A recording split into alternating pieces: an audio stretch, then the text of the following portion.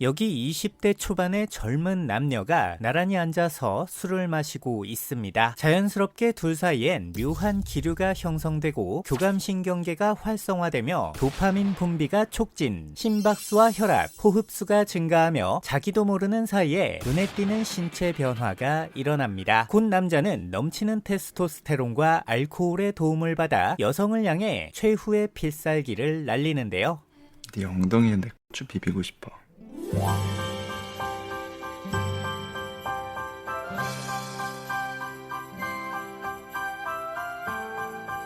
야, 이쯤 되면 그냥 누워야 되는 거 아니냐?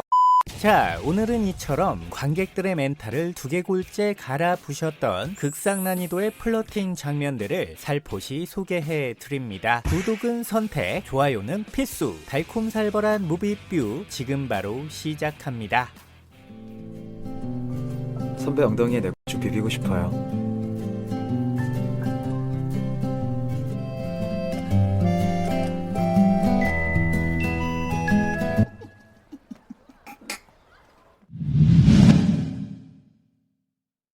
여기 일로 만나게 된 두 명의 청춘 남녀가 조금씩 서로에게 애틋한 감정을 갖기 시작합니다. 남자는 유지태고 여자는 이영애. 여기서 안 끌리면 그게 이상한 거죠. 결국 최종 작업을 마친 뒤 마지막 작별을 앞두게 된 두 사람. 하지만 여자는 이 황금 같은 기회를 놓치지 않았는데요. 곧 영화사를 뒤흔들었던 최고의 명대사가 등장하고,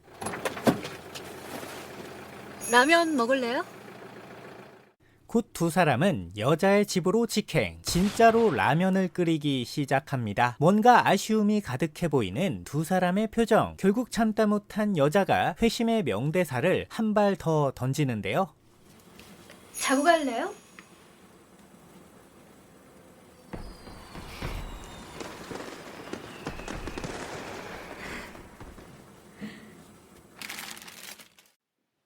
다음날 아침, 놀랍게도 두 사람은 진짜로 잠만 잤습니다. 이 정도면 남자 새끼한테 뭔가 문제가 있는 거죠. 결국 뒤늦게서야 남자는 자신의 잘못을 깨달은 듯 자고 있던 여성에게 키스를 해보지만 눈맞은 남녀의 섹슈얼한 상호작용은 그 분위기를 타고 흐르는 타이밍이 관건. 결국 여자는 자신의 세 번째 명대사를 남자의 폐부에 깊숙이 찔러 넣게 되는데요. 좀 더 친해지면 해요.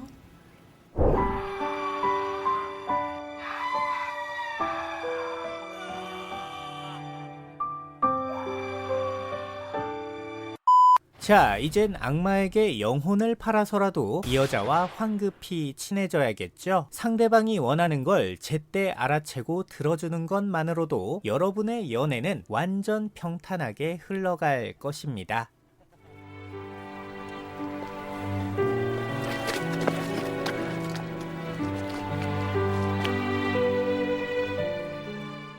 여기 한 살 많은 누나한테 개수작을 부리는 한 남자가 있습니다. 젖었어요? 젖었죠? 무슨 말씀 하시는 거예요? 가요. 아니 잠깐. 지금 안 돼요. 섰어요 지금.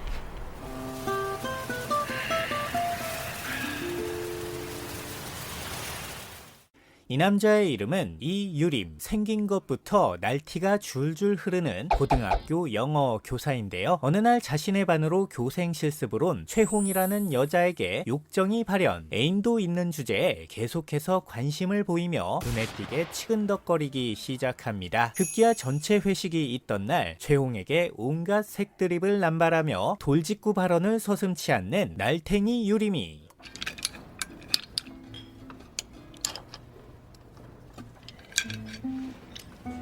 조개를 참 좋아하나 봐요.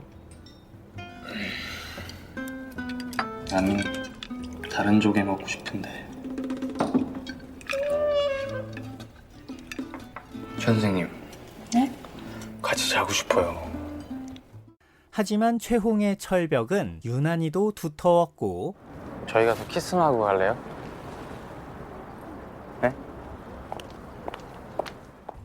그럴수록 우리 유림이도 애간장이 타올랐는데요. 하지만 목적을 이루지 못한 발정난 수컷에게 포기는 사치일 뿐. 이후로도 유림은 단 한 번의 꿈같은 동침을 위해 되도 않는 19금 드립을 미친 듯이 난사합니다. 5초만 넣고 있을게요. 졸라 젖었다. 졸라 맛있어. 뭔가 추석 명절에 온 가족이 함께 보면 내년부턴 안 모여도 될 것 같은 곧다한 느낌이죠. 다시 한번 강조하지만 영화는 영화일 뿐 따라하면 큰일 납니다. 저기요. 이 선생님, 앞으로 제 얼굴 어떻게 보려고 그러세요? 아, 제가 뭘 어쨌다고요. 아니, 난 그냥 같이 자자고밖에 안 했는데 오히려 앞으로 서로 편해질 수도 있어요. 강세 거기에 불이 붙었다. 오래전 불의의 사고를 당해 남성성을 상실하게 된 비운의 사나이 강쇠.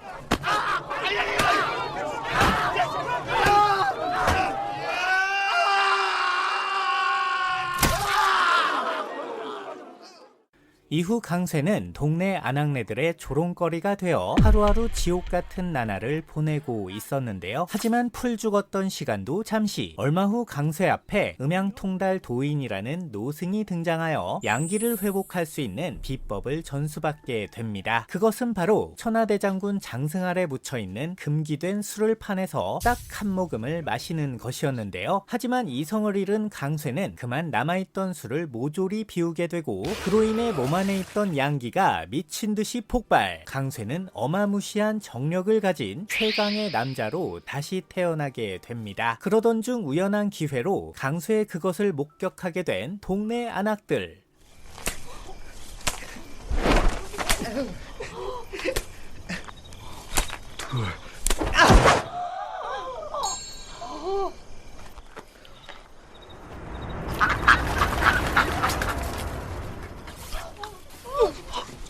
이후 너나 할 것 없이 맨살을 오픈하며 보다 자극적이고 원초적인 플러팅을 시전하게 됩니다. 무엇을 상상하든 그 이상. 오직 강쇠만을 위한 동네 아낙들의 화끈한 몸놀림이 화면 한가득 가열차게 펼쳐집니다.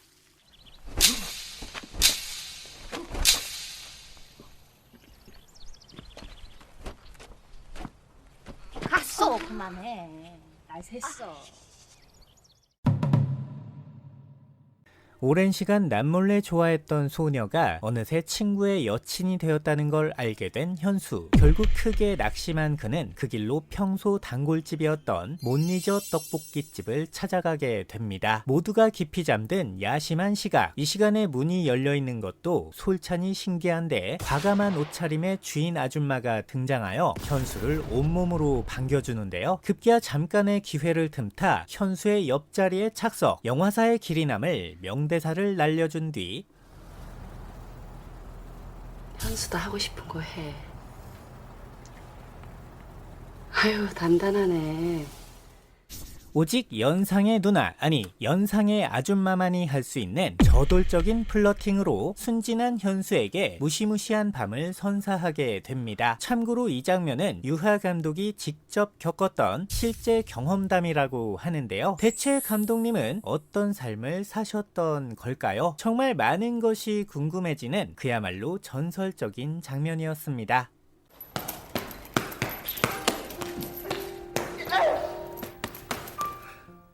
이 여자의 이름은 김수진. 대기업 패션부에서 근무하고 있는 27살의 평범한 여성입니다. 그러던 어느 날 아버지 회사에서 건축가로 일하고 있는 철수를 만나게 된 수진은 그날 이후 테토미가 넘쳐 흐르는 철수의 매력에 온팡 빠져들고 마는데요. 그러던 중 수진의 가방을 훔친 날치기범이 철수의 손에 개작살나는 화끈한 사건이 발생.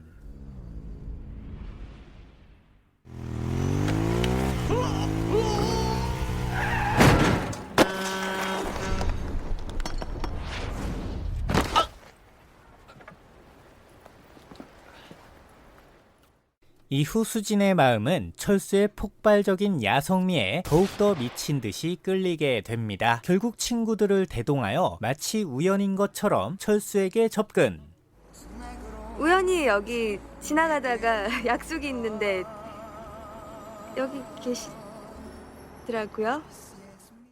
자연스럽게 합석에 성공하여 철수의 마음을 흔들게 되는데요. 이후 철수는 잔이 넘치도록 소주를 한가득 채운 뒤 이거 마시면 우리 사귀는 거다. 안 마시면? 볼일 없는 거지. 죽을 때까지.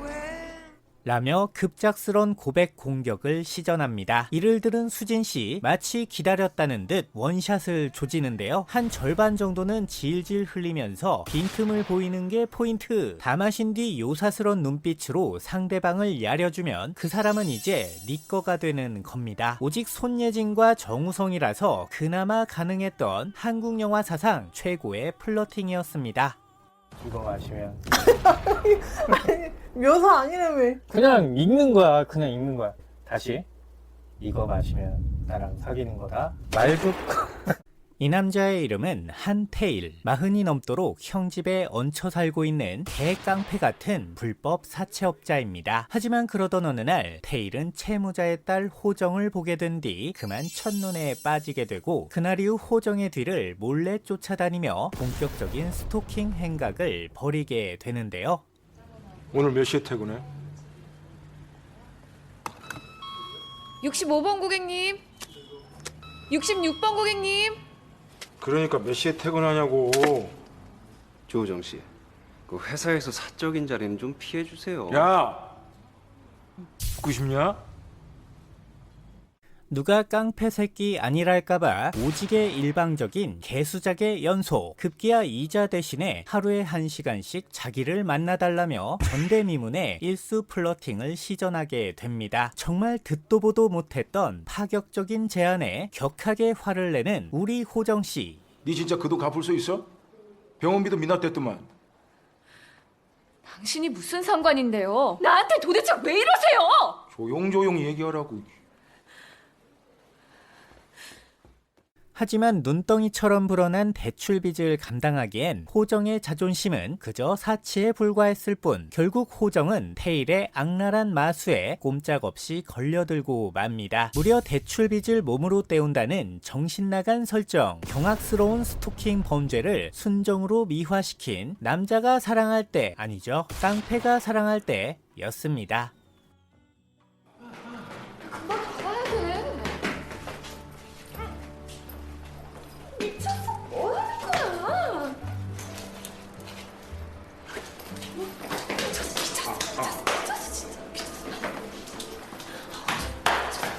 이거 아니야?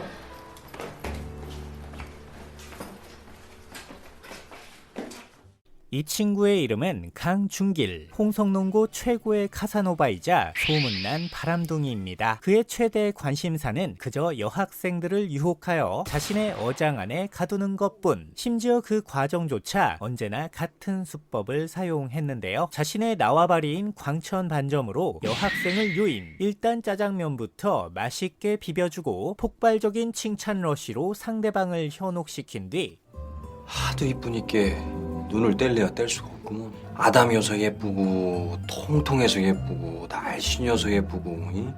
팔꿈치 살이 그렇게 흰 애는 너밖에 없어.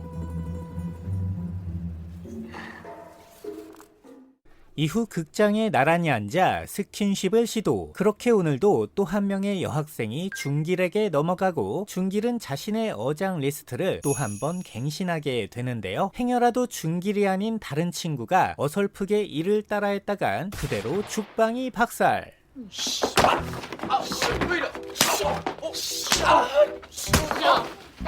뭘 봐, 야, 씨. 전체 새끼야.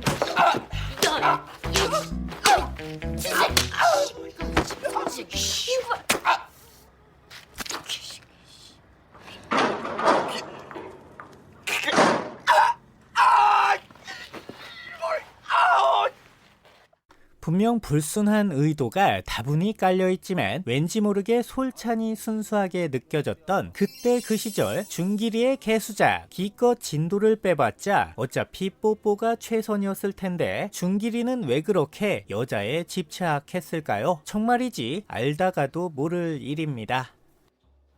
이종팔 선생님은 사람을 환장하게 하는 매력이 있어.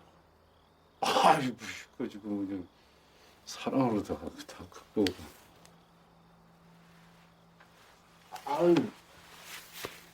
아이고, 신적이요. 아유. 친구의 소개로 맞선을 보게 된 준영과 연희. 번화가에 위치한 커피숍에서 각각 따뜻한 커피와 주스를 마시며 형식적인 인사를 나눕니다. 이후 극장에서 영화를 본 뒤 고급 레스토랑에서 간단히 식사를 마치고 고즈넉한 분위기의 전통 술집을 찾아가 솔잎주를 마시며 담소를 나누는데요. 넘나도 틀에 박힌 딱딱한 전개에 뇌 속 아데노신이 적잖이 쌓이며 미친 듯이 졸음이 쏟아지던 바로 그때 연희에게 택시를 잡아주던 준영의 입에서 왠지 그럴듯한 제안이 흘러나옵니다. 근데 왔다 갔다 택시비 하면 여간비가 더 쌀 것 같은데요? 이 말을 들은 연희의 반응은 어차피 골아 떨어질 것 같은데 택시비 하나 여간비 하나 마찬가지일 것 같긴 하. 걸려들었어.